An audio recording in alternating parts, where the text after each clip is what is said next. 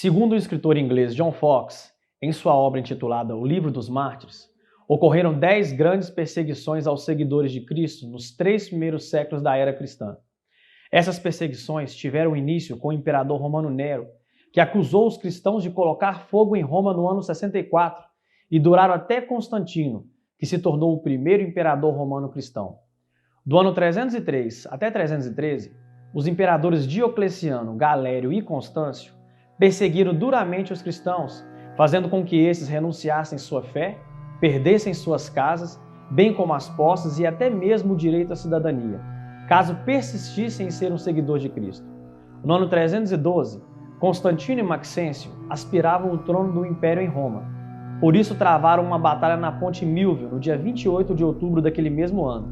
Mas uma noite antes da batalha, Constantino declarou ter tido uma visão no céu com as 2 primeiras letras do nome de Cristo e a inscrição em latim que dizia "In hoc signo vinces", que significava "com esse sinal vencerás". E após vencer a batalha, Constantino acreditou sinceramente ter sido ajudado por Jesus e com isso se tornou o primeiro imperador cristão. E no ano seguinte, em 313, assinou o Edito de Tolerância de Milão, dando fim às perseguições aos cristãos. De acordo com o historiador inglês Arnold Toynbee, os romanos tinham uma prática interessante. Antes de decretar uma guerra contra uma nação, eles incorporavam o deus daquela nação em seu panteão. E isso aconteceu quando travaram uma batalha contra os persas, que eram os adoradores do deus Sol, conhecido também como deus Mitra. Constantino e seu pai Constâncio e outros imperadores eram devotos ao deus Sol e o cultuavam no primeiro dia da semana. Começou a ter então uma divisão em Roma. Os cristãos até então adoravam a Deus no sábado, já os pagãos adoravam ao deus Sol no domingo. Era política do imperador unir os interesses dos 2 grupos e, na tentativa de unificar o império, decretou no dia 7 de março de 321 o primeiro decreto dominical da história. Mas será que essa atitude de Constantino irá se repetir? Olá amigos, sejam bem-vindos ao canal A Batalha do Armagedon. Desde a antiguidade, os selos no Oriente Médio eram usados como as assinaturas nos dias de hoje. Eles comprovavam a autoria de um documento, indicavam a quem pertencia o objeto sobre o qual estava impresso, ou protegiam itens como baús, caixas e túmulos, impedindo que fossem violados. De acordo com o historiador Heródoto, sírios, egípcios e gregos se consagravam aos seus deuses por meio de marcas impressas em várias partes do corpo.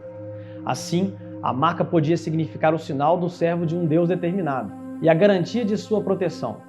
E o interessante é que no livro do Apocalipse é dito que os servos de Deus receberão um selo em suas testas, e essa é a única forma de escapar das 7 últimas pragas. Em contrapartida, a Bíblia também apresenta aqueles que receberão o sinal da besta e sofrerão os últimos juízos de Deus que serão derramados sem mistura de misericórdia. Muitas teorias têm sido debatidas no meio cristão do que poderia se tratar a marca da besta.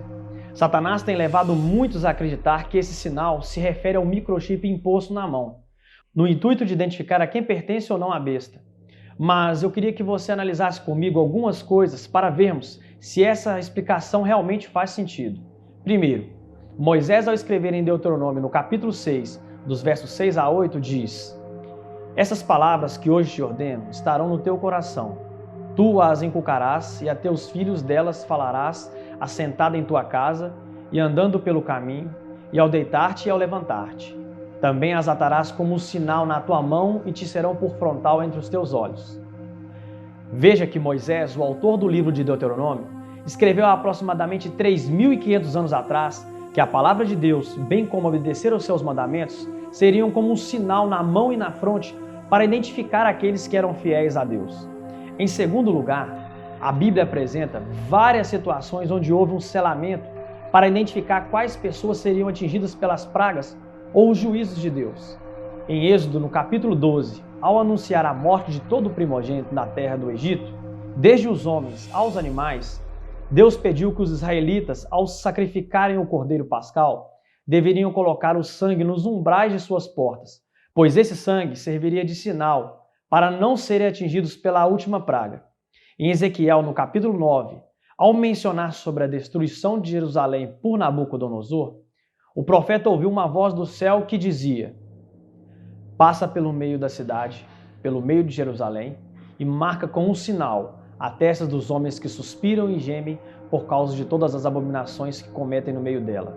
Aos outros disse, ouvindo eu, passai pela cidade, e sem que os vossos olhos poupem, e sem que vos compadeçais, matai a velhos, moços, virgens, crianças e mulheres, até exterminá-los. Mas a todo homem que tiver o sinal, não vos chegueis.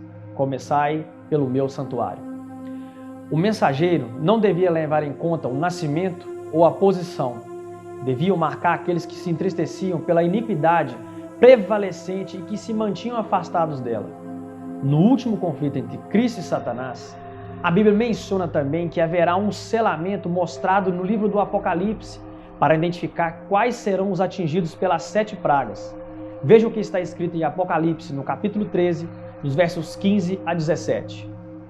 E lhe foi dado comunicar fôlego à imagem da besta, para que não só a imagem falasse, como ainda fizesse morrer quantos não adorassem a imagem da besta. A todos, os pequenos e os grandes, os ricos e os pobres, os livres e os escravos, façam que lhe seja dada certa marca sobre a mão direita ou sobre a fronte, para que ninguém possa comprar ou vender, senão aquele que tem a marca, o nome da besta ou o número do seu nome. Por outro lado, em Apocalipse, no capítulo 7, dos versos 1 a 3, estarão aqueles que receberão o sinal de Deus. Depois disto, vi 4 anjos em pé nos 4 cantos da terra, conservando seguros os 4 ventos da terra, para que nenhum vento soprasse sobre a terra, nem sobre o mar, nem sobre árvore alguma. Vi outro anjo que subia do nascente do sol, tendo o selo do Deus vivo, e clamou em grande voz aos 4 anjos, aqueles aos quais foram dado fazer dano à terra e ao mar, dizendo: Não danifiqueis nem a terra, nem o mar, nem as árvores, até selarmos na fronte os servos do nosso Deus. Isso está em Apocalipse, no capítulo 7, versos 1 a 3. Em última análise, antes de entendermos qual é o sinal de Deus e o sinal da besta, é necessário sabermos quem é a besta. Em Apocalipse, capítulo 13, dos versos 1 a 7, nos traz uma lista de informações para detectarmos quem é esse poder. Tinha uma boca que proferia arrogâncias e blasfêmias, receberia uma ferida mortal, pelejaria contra os santos, difamaria o tabernáculo e teria autoridade para agir por 42 meses. Usando o princípio bíblico de interpretação de Daniel capítulo 7, verso 17, besta ou animal em profecia significam poderes políticos ou até mesmo religiosos. E quando vamos na história, não há outro poder que represente melhor a besta do que a Igreja Católica Apostólica Romana. Uma vez que iniciou seu período de supremacia, quando entrou em vigor o edito do imperador romano Justiniano em 538, concedendo ao bispo de Roma autoridade tanto religiosa quanto política. Roma teria poder para perseguir o povo de Deus por 42 meses, o equivalente a 1260 anos literais na profecia. Na Idade Média, esse poder impôs sua autoridade por meio de um sistema legislativo repressivo, pelo qual o governo civil perseguia e matava os dissidentes. Agora a pergunta a ser feita é: qual é a marca da besta? A própria instituição revela para mim e você qual é a sua marca. O domingo é a marca da nossa autoridade. A Igreja Católica está acima da Bíblia e a transferência da prática do descanso sabático para o domingo é a prova deste fato. Em Ezequiel capítulo 20, nos versos 12 e 20, e também em Êxodo 31, verso 13, nos dá uma outra informação para desvendarmos o mistério da profecia. Também lhes dei os meus sábados para servirem de sinal entre mim e eles, para que soubessem que eu sou o Senhor que os santifica. Santificai os meus sábados, pois servirão de sinal entre mim e vós, para que saibais que eu sou o Senhor, vosso Deus. Tu, pois, falarás aos filhos de Israel e lhes dirás: certamente guardareis os meus sábados, pois é sinal entre mim e vós nas vossas gerações, para que saibais que eu sou o Senhor que vos santifica. Ao passo de que o sinal da besta é a observância do primeiro dia da semana, como a própria igreja declara, e que o selo de Deus está na observância do sábado no 7º dia, eu e você estaremos envolvidos em um conflito, onde teremos que tomar uma decisão: guardar o domingo de Roma, que será imposto pelas leis mais severas do Estado, ou ficar do lado de Deus e obedecer a sua lei, bem como o 4º mandamento.